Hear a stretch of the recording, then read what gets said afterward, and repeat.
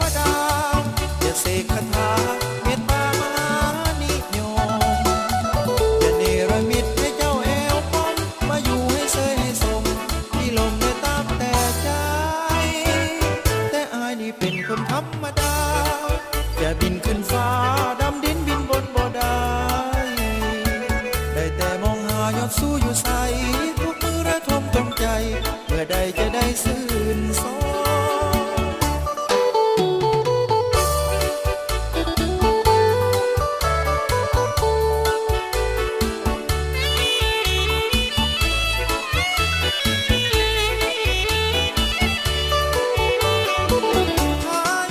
อย่างเทวดาอย่าเสกคาถา